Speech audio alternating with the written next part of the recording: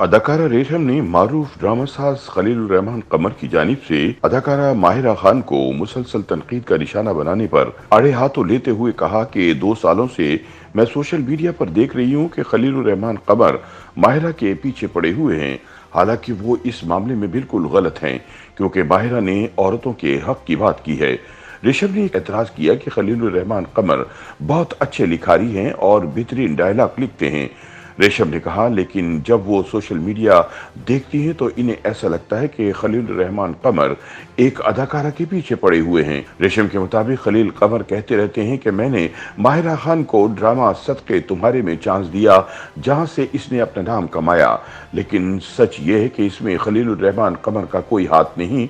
उन्होंने सिर्फ ड्रामा लिखा था, जबकि इसकी कास्ट का फैसला प्रोड्यूसर ने किया था और माहिरा खान को मेरिट पर इसका हिस्सा बनाया गया था। ऋषभ ने कहा कि ड्रामा साज खलीलुर रहमान कमर सस्ती शोहरत के लिए अपना नाम किसी न किसी खातून के साथ जोड़ने की कोशिश में रहते हैं, लेकिन वो किसी रोज बुरे फंस जाएंगे। याद रहे कि खलीलुर रहमान कमर ने ऐलान कर रखा है कि वो माहिरा खान को कभी माफ नहीं करेंगे। ड्रामा साज ने कहा था कि सदके तुम्हारे में माहिरा खान को कास्ट करना एक गुनाह अजीम था।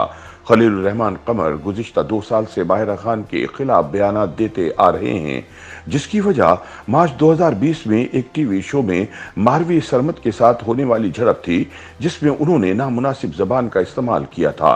माहिरा खान ने इस मामले में खलीलुर रहमान कमर की मजम्मत की थी। माहिरा के बयान पर खलीलुर रहमान ने अफसोस का इजहार किया था और तब से वो इनके खिलाफ बातें करते आ रहे हैं।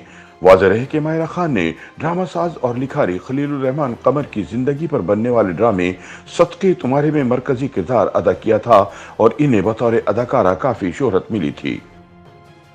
YouTube पर गूगली न्यूज देखने के लिए youtube.com की सर्च बार में गूगली न्यूज टीवी टाइप करें। गूगली न्यूज के पेज पर सुर्ख रंग के सब्सक्रिप्शन वाले बटन पर क्लिक करना ना भूलिए। YouTube पेज पर अपलोड होने वाली वीडियोस से बाखबर रहने के लिए बेल आइकन पर क्लिक कीजिए। आपको हर नई वीडियो के बारे में नोटिफिकेशन मौसूल हो जाएगा।